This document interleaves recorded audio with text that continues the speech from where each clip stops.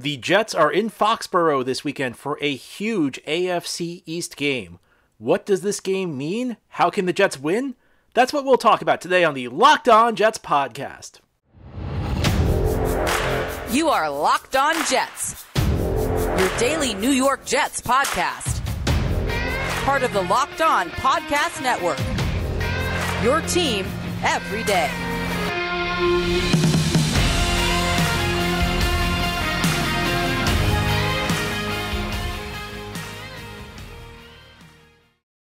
Welcome, this is the Locked On Jets podcast, part of the Locked On Podcast Network, your team every day.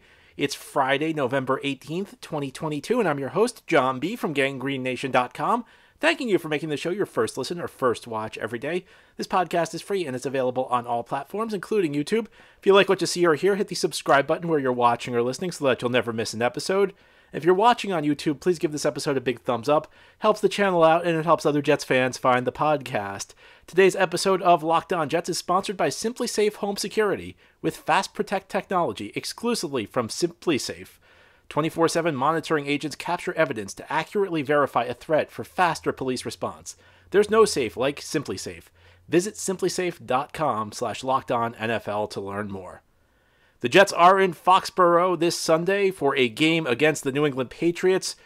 The second time these teams will play in 4 games. The third straight AFC East opponent for the Jets. This will be the final game in the regular season between the Jets and the Patriots. And there is plenty on the line for this team. If the Jets win on Sunday, and this is amazing, because no matter what else happens in the AFC East this Sunday, this is true. If the Jets win on Sunday, they are in first place in the division. Who would have thought that before the season? And I'll take it a step further. It's not just that the Jets will be in first place, it's that the AFC at this point, the AFC East at this point, is shaping up to be the best division in the entire NFL. If I told you before the season that everybody else in the AFC East would be over 500 in Week 11, I'm not sure many people would have guessed that the Jets would have a shot to take the lead in the division, but it's true because the Jets are just a half game behind the Miami Dolphins, who are on their bye. So if the Jets win on Sunday, they tie Miami, but the Jets do have a head-to-head tiebreaker because they beat the Dolphins earlier this season in the Meadowlands. So the Jets actually are in control of their own destiny in the AFC East, and they can take the lead in the division on Sunday. But this game has some pitfalls for the Jets because there's also a scenario where the Jets end up in last place in the AFC East by Sunday. If they lose, then they'll be tied with New England at 6-4, and the Patriots will then have the head-to-head tiebreaker because they will have beaten the Jets twice this season. So there's a lot on the line, and that shows you how tight the AFC playoff race is. Jets are right there. The Jets are within shouting distance of the top seed in the conference, about a game behind for that, but they're also only like one game ahead of 9th place. So there's a lot of different outcomes. This AFC playoff race this year, very, very tight. And lots of teams, there are a lot of teams that could be the top seed, get the bye in the AFC. There's only one bye in this day and age because there are 7 teams who make the playoffs each year. And there are teams that could easily fall out of the race. But beyond that, and I know, listen, you have to state that momentum is only as good as your performance the next week. But you do want to build a little bit of momentum coming out of the bye. And in some ways, the bye week did not come at a great time for the Jets because they just had that huge win over Buffalo. So, any momentum that came from that. Now, it was a great 2 weeks. You want to go into the bye on that note because you get to spend 2 weeks enjoying your team playing well, enjoying a huge victory, the biggest victory the Jets have had in years. But in some ways, it would have been better if the Jets had played the next week. Now, maybe not. You could also argue that the next game was going to be a letdown game, after a huge win over the team that had been the consensus favorite in the AFC. So maybe in that sense, the week off was good. But I feel like when you're playing well, you want to keep playing. Now, of course, the counter to that is look what happened when the Jets lost to the Patriots the last time. That was a week where things felt bleak around the Jets. I mean, I was feeling it myself. Things did not feel good. It felt like that 4-game winning streak was starting to look like a bit of a mirage because it had come against so many backup quarterbacks. Well, it did not last. The Jets went out and beat the Buffalo Bills. They showed that they were for real. But the momentum of that Buffalo game is now gone. So you want the Jets to get their second half off on the right foot, because this is the time of year where you really find out the teams that had the good first halves, whether or not they're for real.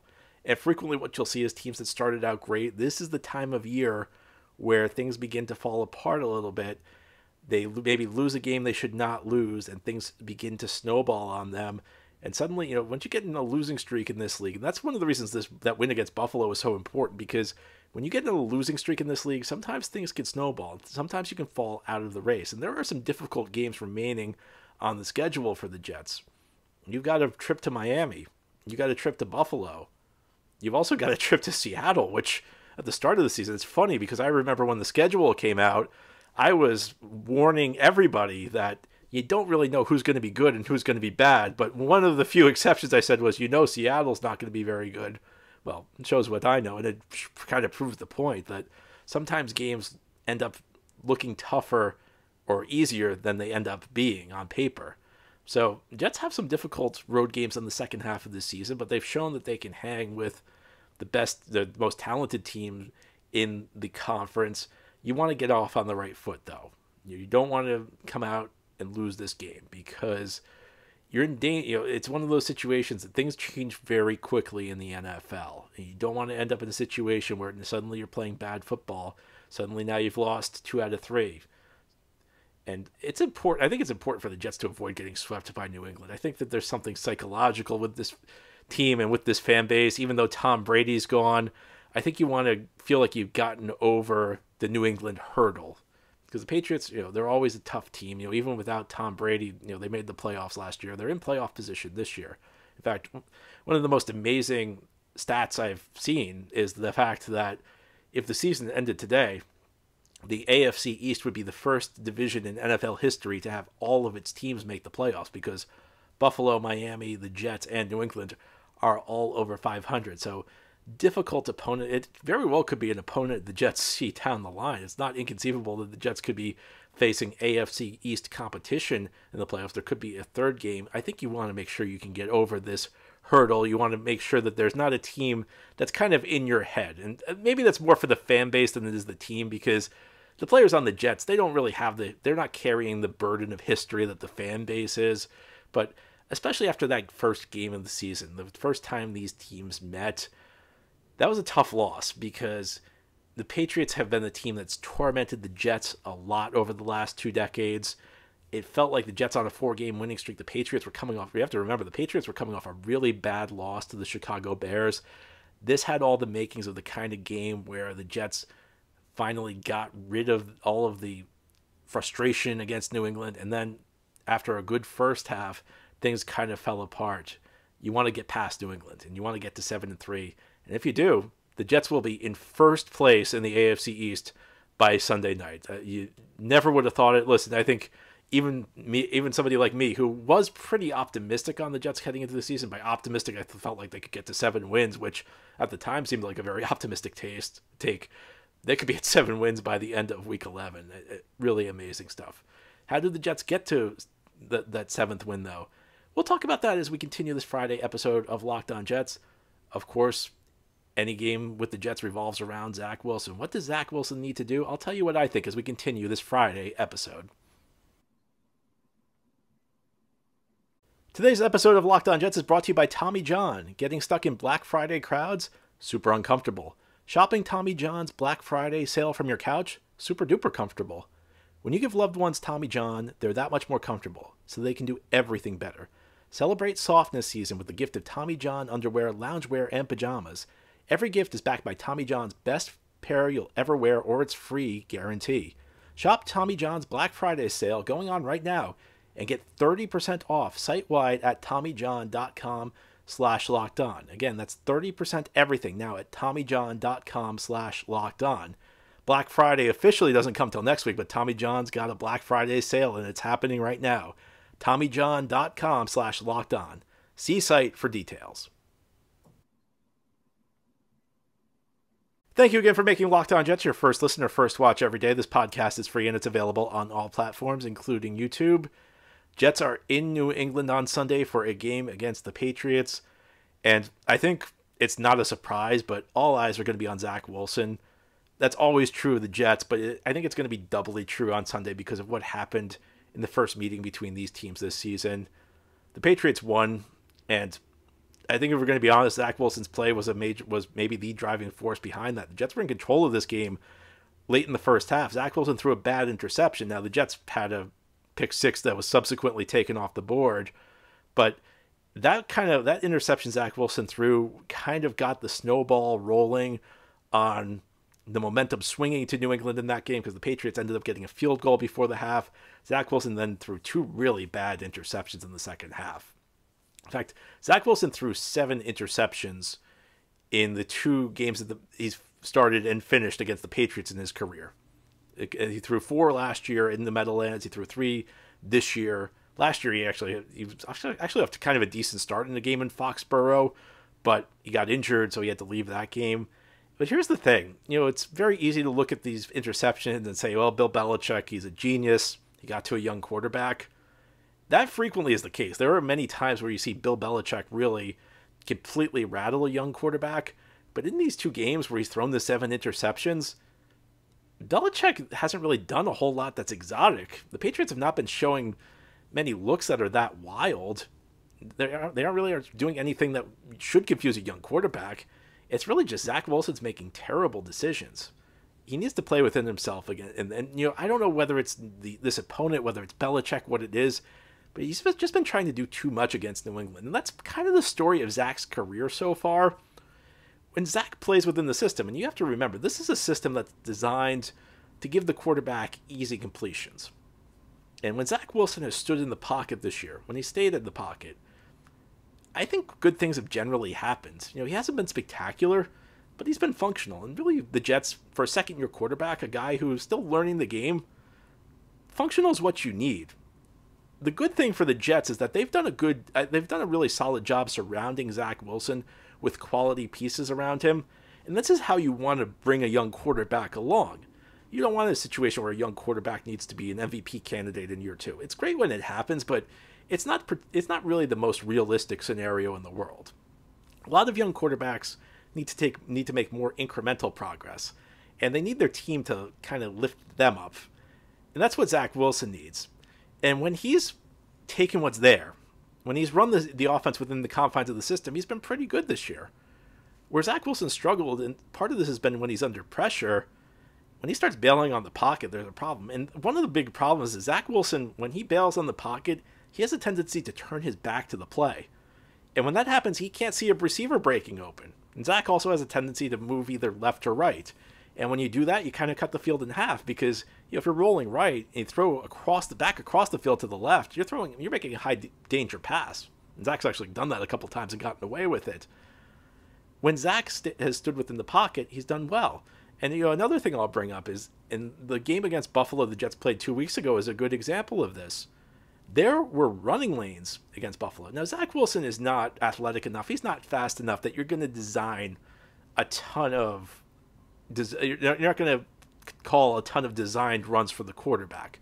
Maybe you do it on the goal line where the area is condensed and maybe you need to run a fake to get a guy out of place and maybe you surprise him with a quarterback run because they may not account for the quarterback.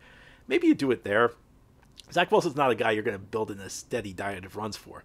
But he's got enough functional mobility, and you see this even like when he's moving to his left or right. He's got enough functional mobility to make things happen when an opportunity presents itself. And he's been pretty good at sack avoidance this year. I think one of the things is when he's needed to bail on the pocket, he's actually done a good job of avoiding sacks. I don't know that he's super athletic. I don't know that he's super fast, but one thing, he's kind of twitchy, so he can make guys miss. He can make pass rushers miss, and he's done a good job of that. And there are definitely moments where you're going to have to abandon the pocket. There's no question about that. When you're a quarterback, sometimes you just get in the wrong protection and there's a free runner coming at you. Sometimes somebody blows his assignment up front, and that's happened with the Jets in part because their offensive line play has not been great. Their offensive line play has been very up and down, in part because they've been dealing with injuries. And Zach's, when he's needed to bail on the pocket, he's done a good job avoiding sacks. He's done a good job making oncoming rushers miss. But you don't want that to be the first move. You only want your quarterback to leave the pocket when he has to. So when Zach's needed to leave the pocket, I think there have been some positive plays where he's at least avoided sacks. But there's also been an issue where maybe he hasn't quite trusted his protection enough. Because I watch him, and there are a number of instances where he doesn't need to leave the pocket. And he's bailing on it, and he's doing the thing where he's turning his back to the play, so he can't see receivers breaking open. And then he's, again, either moving to his left or right, which maybe his receivers could do a better job coming back to him, improvising, but it's cutting the field. It's limiting the number of options he's got because he no longer has the entire field at his disposal. He has whichever side he's run to at his disposal. And this is one of those things that Zach's got to learn, because going back to college, and there's a difference between college and the pros. This was the type of thing I feel like Zach could get away with in college. And not only could he get away with it, he thrived. He was excellent when he was on the move in college. When he was on the run, especially going to his right, that was a big play waiting to happen. He was very accurate on the run. There are some things that just, and it's difficult to explain, but I couldn't give you a reason for it. There are just some things that don't translate from college to the pros. And when Zach Wilson's been outside the pocket in the NFL, as good as he was in college, he struggled quite a bit in the NFL. So Zach's got to just get more comfortable playing from the pocket and executing the reads that are there. And against Buffalo, he did that. I think for the most part against Miami, he did that. If you go back to the game between the Jets and the Dolphins. The game against New England, he did not do that. A couple times he got himself into trouble by bailing on pockets that were not there. There was one really bad interception when he did that. So Zach, I think Zach's got to play within himself. The Jets have a solid run game, and they certainly have a good defense. And Zach can lean on them to try and win games. And if he does, the Jets are going to be pretty successful. And as we continue this Friday game preview of Locked On Jets, we're going to talk about this defense. This is a game where I think the defense is really going to need to step up. They're going to need to make big plays, and they're going to need to avoid bad plays and dumb plays. And I'll tell you what I mean as we continue this Friday game preview. Today's episode of Locked On Jets is brought to you by BetOnline. The Patriots are favored in this game. They are the home favorites. Jets coming off the bye, off a big win against Buffalo, but it still did not move the line to make them the favorite in this game. So if you want to put money down on the Jets, you should know that BetOnline.net is your number one source for sports betting info, stats, news, and analysis. Get the latest odds and trends for every professional and amateur league out there.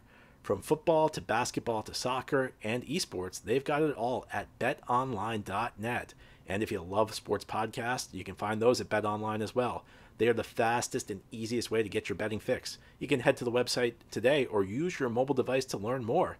BetOnline, where the game starts.